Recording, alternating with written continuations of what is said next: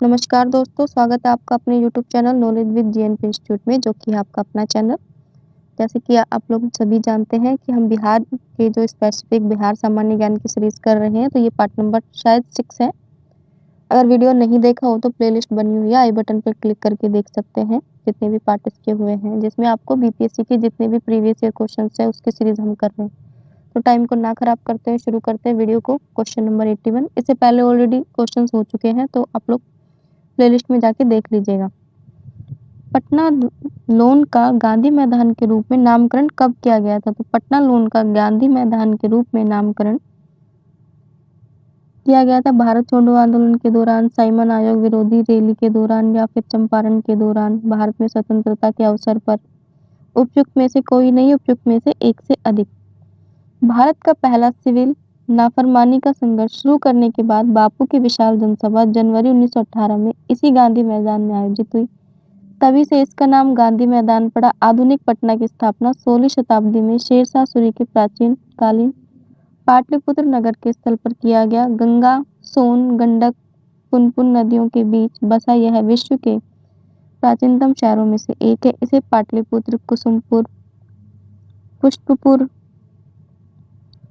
अजीमाबाद आदि नामों से पुकारा जाता है। पटना में अनेक दर्शनीय स्थल हैं। उनमें एक पश्चिम पटना में स्थित पटना लोन है, जिसमें गांधी मैदान के नाम पर जाना जाता है।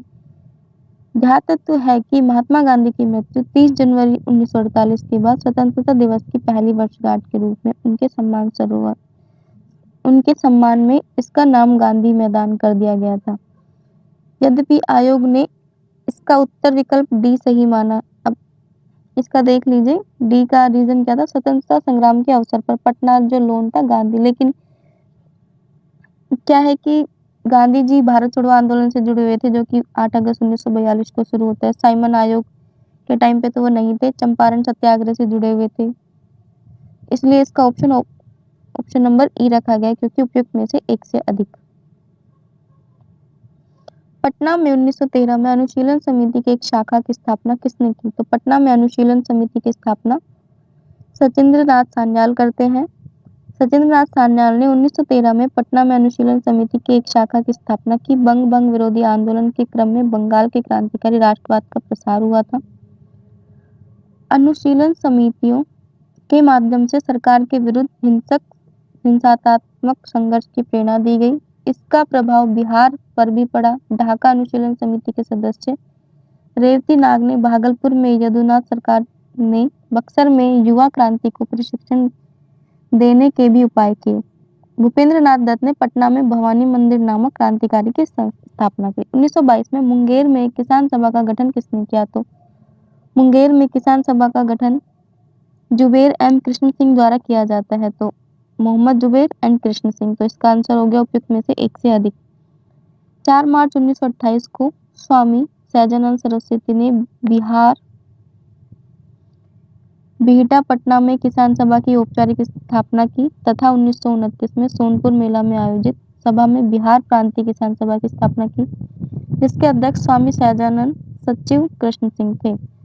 1934 में बनी बिहार सोशलिस्ट पार्टी के सचिव, तो बिहार सोशलिस्ट पार्टी के सचिव जयप्रकाश नारायण थे।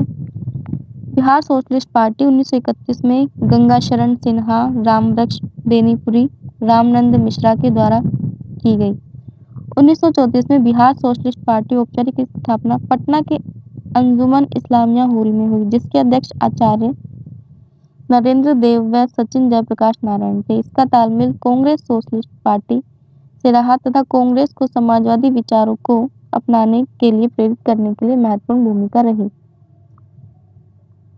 क्वेश्चन नंबर 84, वॉइस में हो सकता है डिस्टर्बेंस, क्योंकि मैं छत पर ज़्यादा मोस्ट ऑफ टाइम वीडियो बनाती हूँ, क्योंकि मेरे घर में कंस्ट्रक्शन का काम चल रहा है और रात के 12 बजे वीडियो बना रही होती हूँ। कभी कभी बारिश का मौसम भी होता है, तो थोड़ा बहुत आप लोग मैनेज कर लीजिएगा। और प्लीज़ वीडियो को लाइक किया कीजिए, क्योंकि मैं भी इतनी मेहनत करके आप लोगों के लिए वीडियो अपलोड करती हूँ।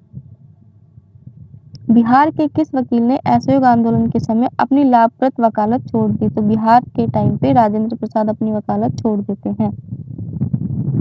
बिहार के प्रसिद्ध वकील राजेंद्र प्रसाद ने असहयोग आंदोलन के साथ अपनी लाभप्रद वकालत छोड़ दी थी। उल्लेखनीय है कि राजेंद्र प्रसाद ने इंडिया डिवाइडेड नामक पुस्तक का लेखन भी किया। 1857 की क्रांति के दौरान बिहार में क्रांतिकारियों के नेता कौन थे? तो बिहार में क्रांतिकारियों के नेता बाबा कुंवर सिंह थे, जो जगदीशपुर से लड़ते हैं। इनके 1857 की क्रांति में भाग लेते हैं, क्योंकि वो 78 साल की एज में होते हैं, तब भी वो सबसे ज्यादा बिहार का शेर भी उन्हें कहा जाता है। 1857 की क्रांति के दौरान बिहार में क्रांतिकारियों के नेता जगदीशपुर के बाबू कुंवर सिंह थे और जगदीशपुर के परमार राजपूतों के उज्जैनिया कबीले के परिवार से थे, जो वर्तमान में बिहार के भोजपुर जिले का एक हिस्सा है। 1857 की क्रांति के इस महान नायक का अदम्य वीरता का प्रदर्शन करते हुए 25 अप्रैल 1858 को निधन हो गया। असहयोग आंदोलन के दौरान किसने पटना कॉलेज छोड़ा, जबकि उसकी परीक्षा केवल 20 दिन ही बचे थे? तो पटना कॉलेज छोड़ने वाले थे जयप्रकाश नारायण। बिहार के सारण जनपद में जन्मे स्वतंत्रता संग्राम सेनानी जयप्रकाश नारायण ने असहयोग आंदोलन के दौरान पटना कॉलेज छोड़ा, जबकि उनकी परीक्षा में केवल 20 दिन ही बचे थे। किसने यूरोपीय नील बागान मालिकों द्वारा किसानों के शोषण की तरफ गांधी जी का ध्यान आकर्षित किया? बिहार के राजकुमार शुक्ला ने यूरोपीय नील बागान मालिकों द्वारा किसानों के शोषण की तरफ गांधी जी का ध्यान आकर्षित किया। तो इसका जो राइट आंसर आएगा राजकुमार शुक्ला आएगा। बिहार का प्रथम मुस्लिम विजेता कौन था? तो बिहार का प्रथम मुस्लिम विजेता था जो बिहार को जीतने वाले थे, वो थे बख्तियार खिलजी। बख्तियार खिलजी ने 1193 में 1203 ईस्वी के मध्य बिहार पर जीत हासिल की तथा नालंदा विश्वविद्यालय विक्रमशिला बिहार को तहस नहस कर राजधानी अदोनपुरी पर कब्जा कर लिया। नालंदा विहार का विध्वंस किया। नालंदा विहार को विध्वंस कौन करता है? बख्तियार खिलजी करता है। बख्तियार खिलजी ने नालंदा विहार का विध्वंस किया। कहा जाता है कि विश्वविद्यालय में इतनी पुस्तकें थी कि पूरे 3 महीने जलती रही। नालंदा विश्वविद्यालय में करीब 10,000 छात्र पढ़ते थे, जो भारत के साथ जापान, चीन, तिब्बत, कोरिया आदि देशों से आते थे। उदयपुर शिक्षा केंद्र निम्न में किस राज्य में अवस्थित है? उदयपुर शिक्षा केंद्र बिहार में स्थित है। बिहार राज्य में स्थित उदयपुर प्राचीन काल में एक मुख्य शिक्षा केंद्र था। इसकी स्थापना पाल वंश के प्रथम शासक गोपाल पाल ने की थी। उत्तरी बिहार का प्राचीन नाम क्या था? तो उत्तरी बिहार का प्राचीन नाम वज्जी था। प्राचीन समय में उत्तरी बिहार को वज्जी कहा जाता था। 16 महाजनपद थे। 16 महाजनपद का जो व्याख्या वो अंगुत्तर निकाय में मिलती है, जो कि बौद्ध धर्म के अंगुत्तर निकाय से मिलती है। वज्जी, वैशाली, वत्स, कौशाम्बी, शूरसेन, मथुरा, अवंती, उज्जैन। Question number 93। द्वितीय बौद्ध परिषद कहाँ हुई थी? तो पहली राजगीर में, दूसरी वैशाली में होती है। तो इसका राइट आंसर ऑप्शन वो वैशाली आएगा। राजगीर फिर वैशाली। RVPK मैंने बताया था आपको, RVPK से याद रखना। राजगीर, वैशाली, पाटलिपुत्र, कुंडलग्राम। AK अजातशत्रु, कालाशोक, अशोक, कनिष्क। इसके बाद महाकश्यप, सवाकामी, मोगलीपुत्र तीसर, वसुमित्र। MSMV। इस ट्रिक से याद रखोगे तो कभी नहीं भूलोगे, ना अध्यक्ष ना राजा। द्वितीय बौद्ध परिषद समिति 383 ईस्वी वैशाली नामक स्थान पर कालाशोक के शहर शासनकाल में हुई। इसकी अध्यक्षता सवरकमी ने की थी, यानी कि सभाकमी। प्रथम बौद्ध समिति राजगीर में हुई थी। अध्यक्षता महाकश्यप करते हैं। शासनकाल अजातशत्रु का होता है। द्वितीय बौद्ध समिति में होती है, वैशाली में होती है। सभाकमी करते हैं। शासनकाल कालाशोक करते हैं। तृतीय होती है पाटलिपुत्र में। मोगलीपुत्र तीसरे करते हैं। अशोक उनमें राजा होते हैं। चतुर्थ होती है कुंडलवन में। वसुमित्र और अश्वघोष की अध्यक्षता करते हैं। कनिष्क राजा होते हैं। चौसा की लड़ाई में शेरशाह ने किसको हराया? तो चौसा की लड़ाई में जो शेरशाह है वो किसको हराते हैं? हुमायूं को हराते हैं। Battle of Chausa. चौसा की लड़ाई में शेरशाह सूरी ने हुमायूं को हराया। यह 26 जून 1539 को शेर खां और हुमायूं के बीच हुआ था। इसी युद्ध के बाद शेर खान ने शेरशाह की पदवी ग्रहण की। निम्नलिखित में नालंदा विश्वविद्यालय में अध्ययन किया। तो नालंदा में अध्ययन करने वाले थे हेंगसांग, और हेंगसांग हर्षवर्धन के काल में भारत आते हैं। हेंगसांग हर्षवर्धन के शासनकाल में भारत आए। वह चीन से 629 ईस्वी में चले। वह नालंदा में बौद्ध विश्वविद्यालय में पढ़ने वाले और भारत से बौद्ध ग्रंथ का संग्रह करने के उद्देश्य से आए थे। उसने अपना ग्रंथ सियुकी के नाम से लिखा। हेंगसांग को यात्रियों का राजकुमार या वर्तमान में शाक्य मुनि कहा गया है। क्वेश्चन नंबर 96, बिहार में किसान सभा की स्थापना किन के द्वारा की गई थी? तो किसान सभा की स्थापना स्वामी सहजानंद सरस्वती करते हैं। ये क्वेश्चन बार बार रिपीट हुआ है तो इसको थोड़ा सा याद रखिएगा। अखिल भारतीय किसान सभा की स्थापना 11 अप्रैल 1936 को लखनऊ में की गई थी। स्वामी सहजानंद सरस्वती इसके अध्यक्ष, एनजी रंगा महासचिव बनाए गए थे और ये भू राजस्व को कम करने के लिए था। इनमें कौन बिहार का नेता थे, यानी कि जो बिहार के किसान के नेता थे? स्वामी विद्यानंद, सहजानंद या सरदार वल्लभ भाई पटेल। इसका राइट आंसर होगा ऑप्शन नंबर ओनली दो, क्योंकि किसान से रिलेटेड जो सबसे ज्यादा आंदोलन उठाए थे वो बिहार से उठाने वाले स्वामी सहजानंद थे।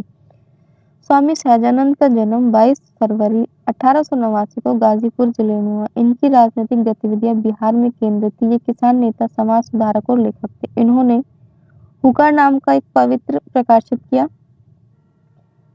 पत्रिका भी प्रकाशित की तथा अखिल भारतीय किसान सभा का गठन 1936 में किया। निम्नलिखित में कौन सा कथन सही है? तो 1857 में दरभंगा, डुमराव, हटवा के महाराजा उनके साथी जमींदारों ने आदमी तथा पैसों से अंग्रेजों की मदद की, तो यह पॉइंट सही है एकदम। और 1857 की कंप्लीट जो बिहार स्पेशल बिहार के क्रांतिकारी थे अलग से पार्ट है, तो वो प्ले लिस्ट में जाके देख लीजिएगा, क्योंकि सिलेबस में आपके 1857 की क्रांति अलग से है। तो बिहार के जो नायक थे उनसे क्वेश्चन जरूर पूछा जाएगा, तो उस वीडियो को आप लोग जरूर देखिएगा, क्योंकि वो आपके 10 से 15 नंबर को कवर करेगा।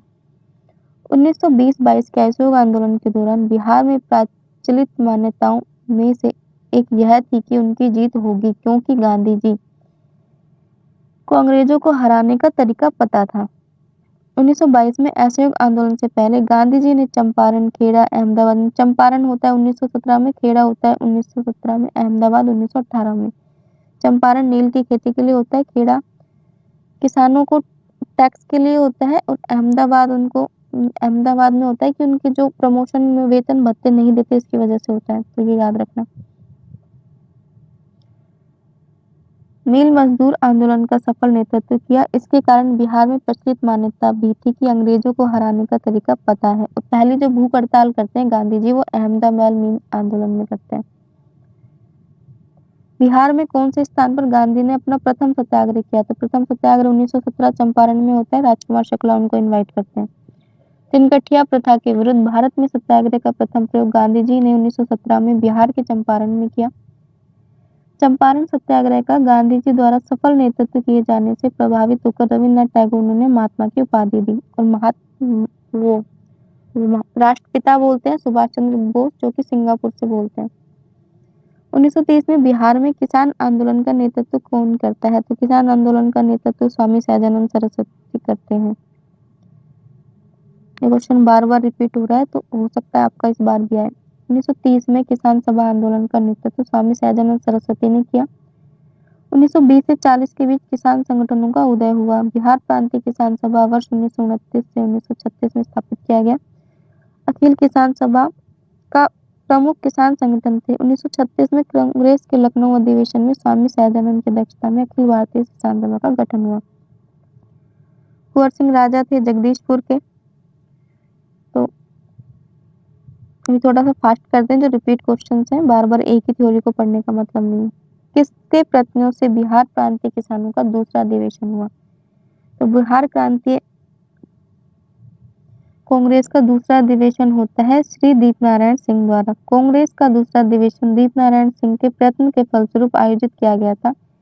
इस सम्मेलन का प्रमुख उद्देश्य स्वतंत्रता आंदोलन, राष्ट्रीय कांग्रेस के मध्य संतुलन स्थापित कर राष्ट्रीय उद्देश्यों को प्राप्त करने की दिशा में सहयोग करना था। ध्यातव्य तो हो कि बिहार प्रांतीय कांग्रेस का अधिवेशन 1909 को भागलपुर में संपन्न हुआ। इसके अध्यक्ष डॉक्टर सच्चिदानंद सिन्हा थे। संविधान सभा के अस्थायी अध्यक्ष भी सच्चिदानंद सिन्हा थे। हजारीबाग में बिहारी स्टूडेंट कांग्रेस का 16वां अधिवेशन हुआ, 1921 में होता है। हजारीबाग बिहार में बिहारी स्टूडेंट कॉन्फ्रेंस का 16वां अधिवेशन 1921 में संपन्न हुआ। तत्कालीन असहयोग आंदोलन का इस अधिवेशन पर महत्वपूर्ण प्रभाव प्रदर्शित हुआ, जबकि इसका पहला सम्मेलन 1906 पटना में आयोजित किया गया। तृतीय बौद्ध सभा में किस स्थान पर बुलाई गई, इनकी जो तृतीय बौद्ध समिति थी वो किस स्थान पर हुई थी, तो राजगीर, वैशाली, पाटलिपुत्र, कुंडलग्राम। तो कुंडलग्राम जम्मू कश्मीर में था और तीसरी हुई थी पाटलिपुत्र में।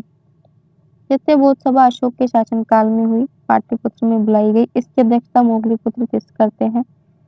इस बौद्ध सभा का उद्देश्य संघ के भेद के विरुद्ध कठोर नियम का प्रतिपादन, बौद्ध धर्म को स्थायित्व प्रदान करना, धर्म ग्रंथों का अंतिम रूप से संपादन करना। इस बौद्ध ग्रंथ समिति में तीसरा पिटक अभिधम पिटक जोड़ा गया। मगध की प्रारंभिक राजधानी क्या थी, तो मगध की राजधानी राजगृह थी। महाजनपद काल में मगध सबसे शक्तिशाली था। मगध की स्थापना हर्यक वंश के शासक बिंबिसार ने किया और राजगृह को अपनी राजधानी बनाया। अजातशत्रु के वंश का नाम, तो अजातशत्रु थे हर्यक वंश से।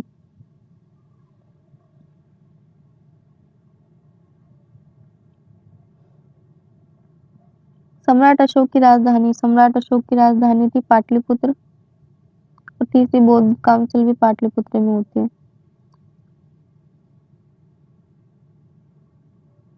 सम्राट अशोक मौर्य वंश के तीसरे राजा थे। वे बौद्ध धर्म को मानते थे। उनकी राजधानी पाटलिपुत्र आधुनिक बिहार की थी। उल्लेखनीय है कि उदयन ने 5वीं शताब्दी में पाटलिपुत्र की स्थापना की, जो सोन और गंगा के संगम पर स्थित था। क्वेश्चन नंबर 109, महात्मा गांधी का चंपारण आंदोलन सफल हुआ। 1917 में होता है चंपारण आंदोलन, जिसको राजकुमार शुक्ला गांधी जी को इनविटेशन देते हैं चंपारण आंदोलन के लिए। 3/20 की खेती, नील की खेती के लिए होता है। बिहार में जमींदारी प्रथा कब समाप्त हुई, तो बिहार में जमींदारी प्रथा 1950 में समाप्त होती है। जमींदारी उन्मूलन में सबसे पहले बिहार में जमींदारी उन्मूलन अधिनियम 1950 में पारित किया गया, जिसके माध्यम से भूमि सुधार का प्रयास किया गया था। बिहार की सबसे पुरानी नगर व्यवस्था है, बिहार की सबसे पुरानी नगर व्यवस्था पटना नगर है। सबसे पुरानी व्यवस्था पटना नगर है। पटना भारत के बिहार राज्य के पटना जिले में स्थित एक ऐतिहासिक नगर है और राज्य की राजधानी है। बिहार का सबसे बड़ा नगर पटना का प्राचीनतम नाम पाटलिपुत्र, पुष्पपुरी, कुसुमपुर था।